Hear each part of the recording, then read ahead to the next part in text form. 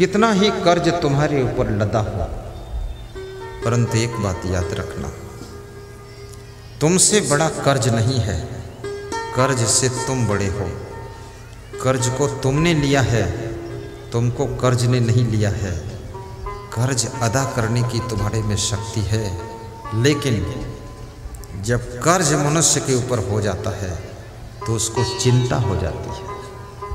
जब चिंता हो जाती है तो उसके शरीर में मर्ज पैदा होती है, बीमारी पैदा होती है। जब बीमारी पैदा होती है तो उसका शरीर असमर्थ और कमज़ोर होने लगता है, बुद्धि कमज़ोर होने लगती है, सहन शक्ति कमज़ोर होने लगती है, डिसीजन लेने की सामर्थ्य कमज़ोर होने लगती है। तब तुम्हारा कर्ज तुम्हारे ऊपर हावी होने लग जाता है।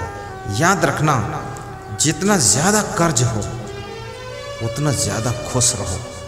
किसी को एहसास ही मन होने दो। मुकेश अंबानी के ऊपर भी 10,000 करोड़ कर्ज है, टाटा जी के ऊपर 10,000 करोड़ कर्ज है। तुम्हारे ऊपर तो 10 लाख भी नहीं है, फिर मुंह क्यों ऐंठते हो? मकई को भून कर और नमक और नींबू लगाकर चबा चबा कर खाइए और ताली बजाकर ठहाका मारकर हंसिए और कभी बीमार मत होइए, आपका कर्ज अदा हो जाएगा।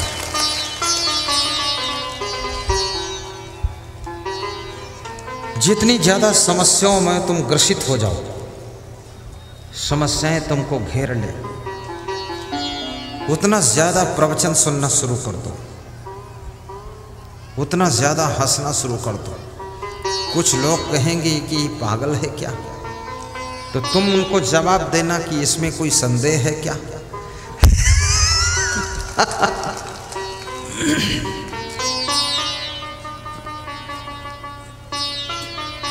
भगवान श्री कृष्ण जब संकट में फंसते थे, जोर जोर से हंसते थे। भगवान राम जब संघर्षों से गुजरते थे तो मंद मंद मुस्कुराते थे। जो घोड़ा इक्का में तांगा में जुटा होता है, बैठो हीरा दास, उधर चले जाओ, हीरा दास, विनोद दास, नीचे से घुस जाओ, नीचे से घुस जाओ, नीचे से घुसो, हाँ चतुराई करो, चुपके से घुसो।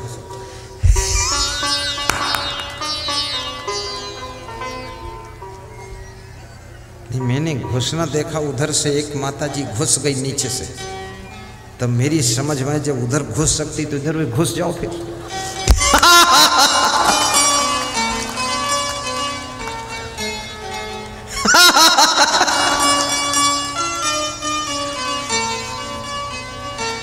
नहीं, मुझे भी खूब हंसी आती है, मैं तो अपनी हंसी रोके रहता हूँ। नहीं, मैं बहुत हंसने वाला आदमी हूँ।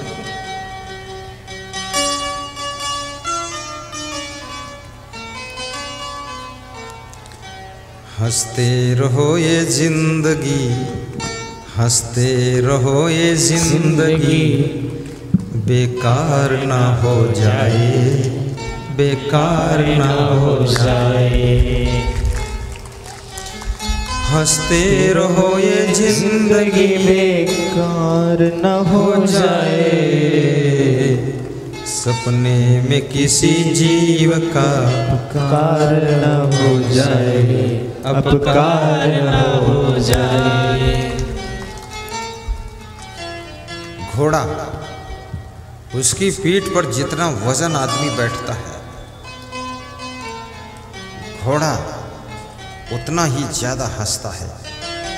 घोड़ा बीच बीच कैसे हंसता, उसको हंसी आती है।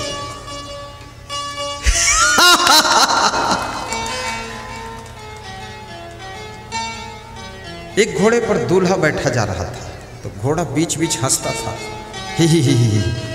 दूल्हा थोड़ा वजनदार दूल्हा था, उम्रदार दूल्हा था, दमदार दूल्हा था। कितने दूल्हा भी बड़े वजनदार हैं। 1 कुंटल का दूल्हा और 1.5 कुंटल की दुल्हन।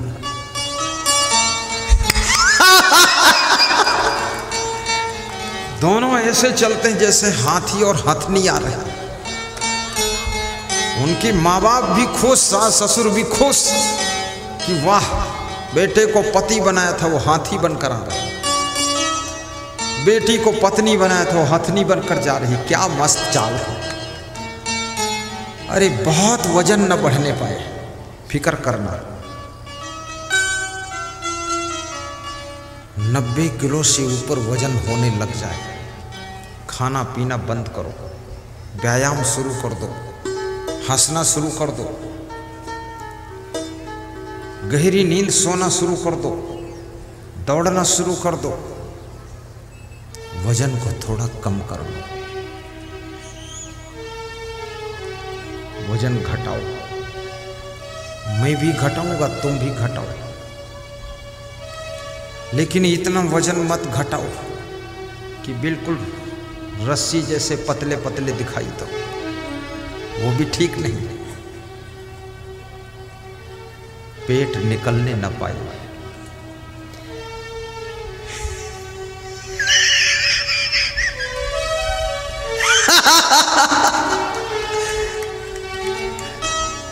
एक सज्जन कह रहा था, पेट जितना निकलना चाहे निकल जाने दो, आखिर है तो मेरा ही पेट। इसकी क्या टेंशन लेना है। तो किसी ने कहा तेरा पेट क्या है, पूरा इंडिया गेट है। बोले इंडिया का ही पेट है।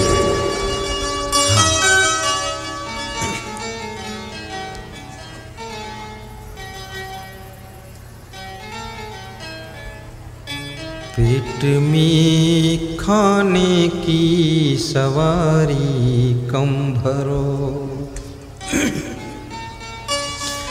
पेट की मोटर में खाने की सवारी कम भरो। कल मैं गया था मलिनिया, हीरा दास विनोद दास के यहाँ। खड़े हो। रात में 8 बजे बड़ी सुंदर व्यवस्था, 2-2.5 हजार लोग इकट्ठे, 45 मिनट प्रवचन सुनाया। फिर दोनों के घर गया, दोनों ने बहुत अच्छा नाश्ता रखा। मैं देखा, खुश हो गया, बांटने लगा, बांट दिया। कोई मुझसे कहा ही नहीं कि तुम भी खाओ, लोग कहे मुझे लाओ।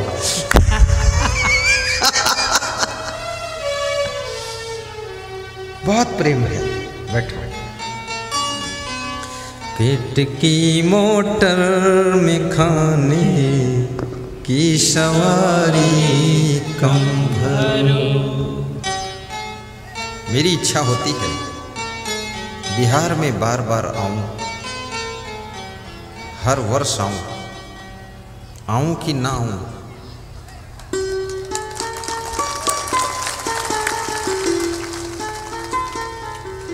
महिलाओं ने थोड़ा कमजोर ताली बजाई है।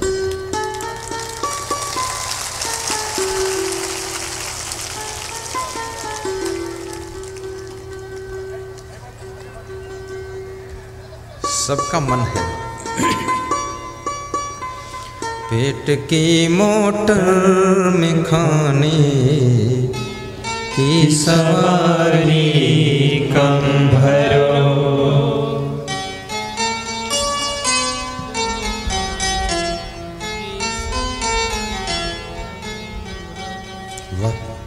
बजाय करो।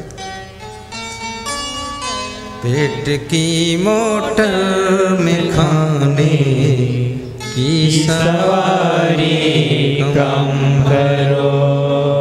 क्यों क्यों कम भरें? क्योंकि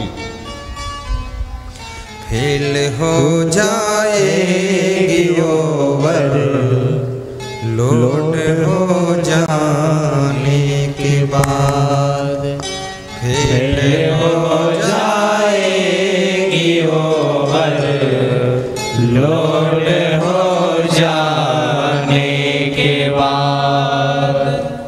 वाह! तो क्या करना चाहिए? आरज़ूमंदान सेहत याद रखे उसूल। 10 मिनट हर रोज टहले, शाम को 10 मिनट हर रोज पहले शाम को खाने के बाद। शाम को जब भोजन कीजिए ना, शाम को ऐसा भोजन करो गरीबों जैसा, दोपहर में भोजन करो अमीरों जैसा, सुबह नाश्ता करो राजकुमारों जैसा, और रात में कुछ नहीं खाना। लोग पूछेंगे कि रात में क्या खाऊं, रात में कुछ नहीं।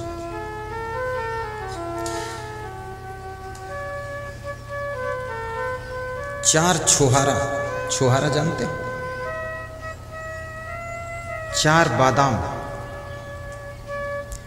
थोड़ा सूखा नारियल,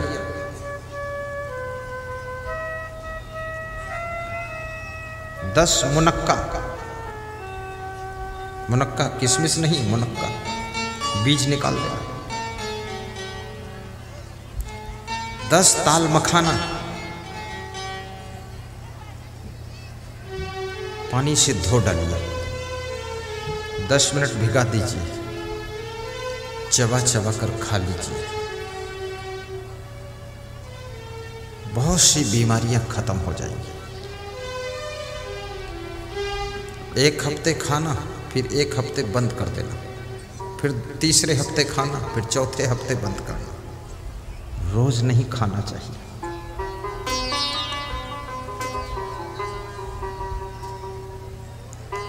मैं खाता हूं इसलिए बताता हूं, इसलिए चमकता हूं, तुमको चमका दूंगा।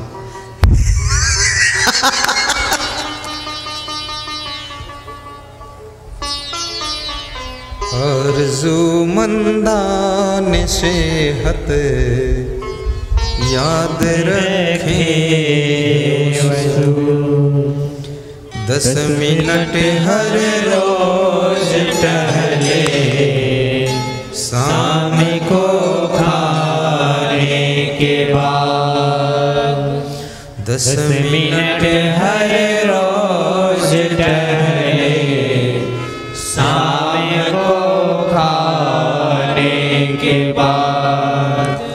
तंदुरुस्ती और सेहत चाहने वालों सुनो, जो चाहते हैं कि मैं तंदुरुस्त रहूं, गाय का घी 1 चम्मच दाल में डालकर दाल भात मिलाकर खा लीजिए, तंदुरुस्ती आएगी। कभी घी 1 चम्मच रोटी में लगाकर रोटी और सब्जी खा लीजिए, कभी घी नमक रोटी खा लीजिए, और कभी दूध रोटी और शक्कर खा लीजिए। उस दिन दाल चावल सब्जी बंद, बस दूध रोटी शक्कर। कभी खिचड़ी और दही, कभी खिचड़ी और छाछ। ये बहुत ज़्यादा आइटम रोज मत खाना, नहीं तो ये सब आइटम एटम बम बनेंगे। सादा, कभी मेहमान आ जाए तब आइटम बनना चाहिए, कभी हम आ जाए तो आइटम बनाओ, मेरे नाम से बनाओ, और तुम ही सब लोग मिलके खा जाओ। बोलो गुरु जी का प्रसाद है। गुरु जी को बिल्कुल मत दो, तो गुरु जी आप त्यागी संत, आपको क्या जरूरत है।